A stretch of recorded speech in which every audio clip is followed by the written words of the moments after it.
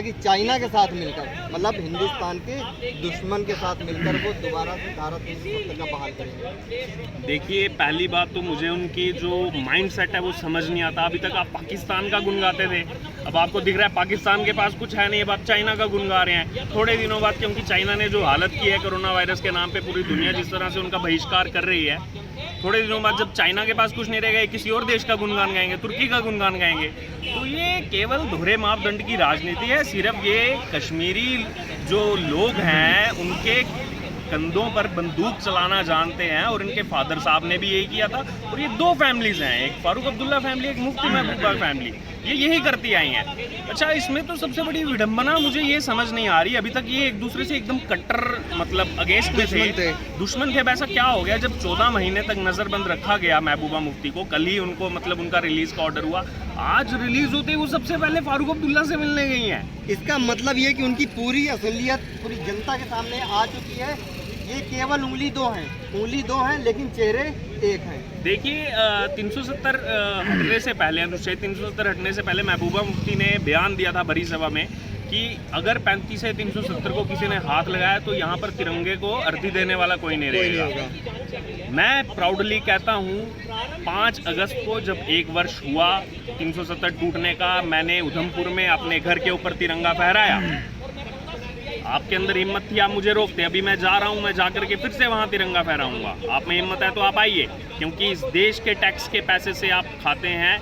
इस देश के जो है आम जनता है वो टैक्स भरती है, तब लोग जो है आपको जा करके सैलरीज मिलती हैं, और आप इस देश के अंदर रह करके चाइना की बात कर रहे हैं। अगर आपको चाइना इतना पसंद है, आप चले जाइए ना चाइना में। फिर हमें बोला जाता है कि हम बोलते हैं कि देश छोड़ दो। अरे, जब आपको ये देश पसंद ही नहीं है तो आप इस देश में रह क्यों रहे हैं? आप यहाँ की नागरिकता छोड़िए, जो भी आपको पेंशन मिलती है, वो जो भी गरीब दिहाड़ी मजदूर आ रहा है, आप उनके खातों में डाल दीजिए वो पैसा। आपकी जो भी प्रॉपर्टी यहाँ पर आपने बनाई है, आप जा करके वो सब जो गरीब लोगों में बांट दीजिए, और उसके बाद यहाँ से सब कुछ छोड़ करके आप चले जाइए चाइना में। और मैं फारूक अब्दुल्ला को पूछना चाहता हूँ, 370 में क्या था कि जब जम्मू कश्मीर की लड़की जम्मू कश्मीर से बाहर शादी करेगी तो उसकी वहाँ की नागरिकता, वहाँ की जो प्रॉपर्टी है, उसको उसका हक नहीं रहेगा। आपकी खुद की लड़की की शादी राजस्थान में हुई है, सचिन पायलट की बीवी है आपकी लड़की। अभी जब डोमिसाइल नया वहाँ पे लॉ लागू हुआ 370 हटने के बाद, जो हमारे पूर्व वित्त मंत्री हैं अरुण जेटली जी, उनकी जो वाइफ हैं वो प्रेमनाथ डोगरा जी की लड़की हैं, जम्मू से बिलोंग करती हैं, उनका भी डोमिसाइल बन गया। आप अपनी लड़की को बुलाइए, उनका भी डोमिसाइल बन जाएगा। तो आप बरगलाइए मत। चाइना का क्या रोल है हमारे देश के उसमें? हमारे देश के लोग टैक्स भरते हैं, हमने अपनी गवर्नमेंट चुनी हुई है जो लोकसभा में, राज्यसभा में बैठ करके डिसीजंस लेती है। सुप्रीम कोर्ट यहाँ पर है। चाइना कौन होता है डिसाइड करने वाला? चाइना तो वो देश है जब भारत को बाकी 4 कंट्रीज राजी हैं वीटो पावर देने के लिए, चाइना हमेशा से टांग अड़ाता रहा। जब पूरी देश भर में एक मुहिम चल रही है चाइना को बॉयकॉट करने की, चाइना का सामान बॉयकॉट करने की, हाँ उसमें थोड़ा समय ज़रूर लगेगा, लेकिन बिल्कुल होगा। लेकिन उस समय में आप जो है अपने देश के विरुद्ध जाकर के जो है अपने, ठीक है आपकी पॉलिटिकल आइडियोलॉजी चीज है, ठीक है आपको बीजेपी नहीं पसंद, दैट इज अनदर थिंग, लेकिन देश सबसे पहले है। देश सर्वोपरि होना चाहिए। आपको पॉलिटिक्स करनी है, आप कीजिए, लेकिन आप ठीक है बीजेपी को गाली दीजिए, लेकिन ये आप देश को गाली दे रहे हैं ये बोल करके कि चाइना आकर के 370 रिजॉल्व करेगा। आपने तो 370 के नाम पर कुछ आने ही नहीं दिया वहाँ पर। मेरे को वहाँ से उठ करके यहाँ पे स्टडीज इसलिए करने आना पड़ा क्योंकि मेरे को जिस फील्ड में ग्रेजुएशन करनी थी वहाँ पे उसका अपॉर्चुनिटी नहीं थी। अब आज की डेट में वहाँ IIT आया है, IIM आया है, चीज़ें धीरे धीरे सुचारू रूप से चलेंगी।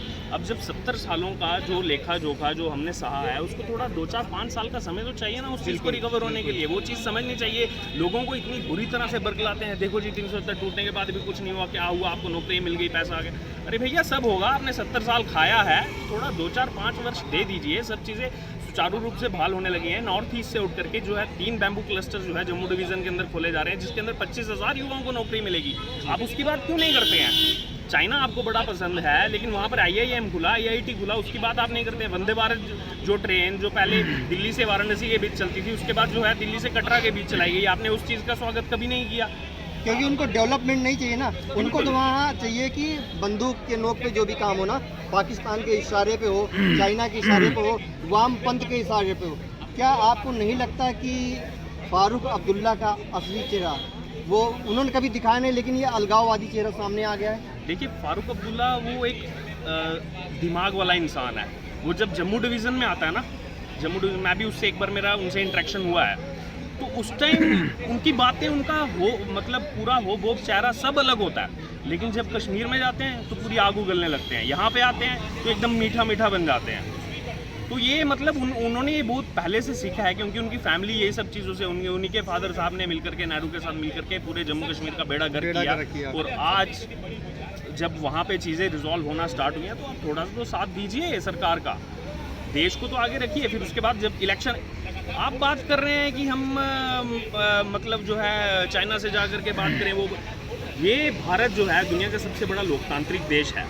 जब जम्मू कश्मीर के अंदर 2005 के बाद और 2005 के बाद नगर पालिका के, 2011 के बाद सरपंच के चुनाव हुए, आपने क्यों बायकॉट किए वो चुनाव? अगर आप इतने सही हो, अगर आपको पता है कि आप राइट ट्रैक पर हो, जनता आपको फॉलो करेगी, तो आपने चुनाव का बॉयकॉट क्यों किया? मतलब ये कहीं ना कहीं दिखा रहा है, क्योंकि आपको पता था आप चुनाव लड़ने जाएंगे, आपको वो परफॉर्मेंस दिखेगी नहीं, आपको जो है वोट्स मिलेंगे नहीं, तो आपका जो चेहरा जो है वो ख़राब होगा, बुरी तरह से आप जो है नकार दिए जाओगे। तो कहीं ना कहीं ये दिखाया जा रहा है कि जब आप आपके प्रो चीज़ें होती हैं, आप तब चुनाव लड़ोगे और देश को बरगलाओगे। आपने जो है कुछ साल पहले जब आप मुख्यमंत्री थे, आपने एक ऑर्डिनेंस पास किया कि 2025 तक जो है जम्मू कश्मीर पर परिसीमन नहीं हो सकता। क्या ये डिक्टेटरशिप नहीं थी आपकी? बिल्कुल। जम्मू डिवीज़न का क्षेत्रफल ज़्यादा है। देखिए, जो हमारी जो सीट्स का बंटवारा होता है, चाहे वो लोकसभा है चाहे वो विधानसभा है, वो आपका क्षेत्रफल और पॉपुलेशन के हिसाब से। बिल्कुल। जम्मू डिवीज़न का क्षेत्रफल भी ज़्यादा है, जम्मू डिवीज़न की पॉपुलेशन भी ज़्यादा है, लेकिन लोकसभा की सीटें कश्मीर में 3, जम्मू में 2, विधानसभा वहाँ पे 46, यहाँ पे 37। क्यों? आपने जस्टिस क्यों नहीं किया कभी भी जम्मू के लोगों के साथ? सर क्योंकि वहाँ पे केवल सिर्फ और सिर्फ पाकिस्तान पर सरकार चाहती है, इसीलिए क्या आपकी देखिए उनका शुरू से अलगाववादियों के साथ, क्योंकि उन्होंने, मैं जैसे बता रहा हूँ ना कि कश्मीरियों के कंधों पर भी उन्होंने जिस एक धर्म की वो मतलब जिसका नाम लेकर के पूरी पॉलिटिक्स करते हैं, कभी उन्होंने उनके साथ भी न्याय नहीं किया। इन्होंने सिर्फ इन 2 फैमिलीज ने अपने घर भरे हैं बस। अब जाकर के देखिए इतनी बड़ी बड़ी कोठियाँ कहाँ से बन गई इनकी। मतलब केवल दुनिया को दिखाने के लिए फारूक अब्दुल्ला और मुफ्ती दोनों आपस में कट्टर दुश्मन हैं, लेकिन जब बात आती है पैसे की, जो केंद्र सरकार से चल के आता था, कांग्रेस के द्वारा दिया जाता था, कि वहाँ पे ये जैसा चल रहा है वैसा चलने दिया जाए। देखिए वही मैं आपको बता रहा हूँ, 14 महीने बाद अगर आप नज़रबंदी से छूट करके आए हो, मतलब मुझे समझ नहीं आ रहा कि आप एक तरफ बोल रहे हो मुझे इतना प्रताड़ित किया, मुझे इतना प्रताड़ित किया, दूसरे दिन आप फारूक अब्दुल्ला के साथ जाकर के मीटिंग कर रहे हो, मतलब आप एकदम ठीक हो। जब आप वहाँ जाकर के मीटिंग की, आपका कोई हक नहीं बनता है सरकार को कोसने का, क्योंकि आप एकदम सही हो, इसीलिए वहाँ पर बैठ करके आराम से चाय की चुस्की ले रहे हो। बिल्कुल। तो अब अगर मैंने महबूबा मुफ्ती को ये बोलते सुना कि मेरे साथ जाती हुई, मुझे ये किया गया, तो आप फारूक अब्दुल्ला से मिलने क्यों गए? आप सबसे पहले कोर्ट में जाते। बिल्कुल। देश आपको, ये भारत दुनिया का सबसे बड़ा लोकतांत्रिक देश है, आपको ये देता है, प्रावधान देता है कि आपको आपके साथ गलत हुआ आप कोर्ट में जाइए। तो आप कोर्ट में नहीं गए, आप फारूक अब्दुल्ला से मिलने गए, तो ये कहीं ना कहीं इनके जो अंदर की जो गठजोड़ है इनका, वो कहीं ना कहीं सामने आ गया है, वो एक्सपोज हो रहा है पिछले काफ़ी टाइम से, और ये जब तक चलेगा ये और एक्सपोज होते रहेंगे। सर आपको क्या लगता है आने वाले टाइम में जम्मू एंड कश्मीर में जब चुनाव होंगे तो इसका असर जनता पे पड़ेगा? देखिए सबसे पहले मैं कहना चाहूँगा, चुनावों से पहले वहाँ पर परिसीमन बहुत ज़्यादा ज़रूरी है। ये हम पिछले 70 सालों से फेस करते हैं। हम जम्मू डिवीज़न के लोगों की पॉपुलेशन ज़्यादा है, हमारा क्षेत्रफल ज़्यादा है, तो फिर हमें सीटें इतनी कम क्यों हैं? हमें बराबरी भी नहीं चाहिए, जो भारत का कानून कहता है हमें उस हिसाब से सीटें चाहिए। बिल्कुल। हमारा भी जो है विधानसभा के अंदर जो है हमारी बात रखने वाले भी ज़्यादा लोग होने चाहिए, क्यों कश्मीर उसको डोमिनेट करके रखे। तो चुनावों से पहले मेरी केंद्र सरकार से, चुनाव आयोग से यही दरख्वास्त है कि आप सही तरीके से अपना समय लेकर के जो है वहाँ पर परिसीमन करिए। परिसीमन आयोग वहाँ पर एक्चुअली बिठा दिया गया था, लेकिन ये कोरोना की वजह से थोड़ा चीज़ें जो एक्सटेंड हो गई, तो आप जल्दी से जल्दी उसको फिर से जो है परिसीमन जो भी आपका आयोग है वो उसमें जो है कार्य करे, और वहाँ पर जाकर के जो भी नई सीटें बढ़ेंगी, जो भी नया उसमें चेंजेस होगी, वो सब पहले जनता के सामने लाइए, उसके बाद चुनाव कीजिए, जनता आपका भरपूर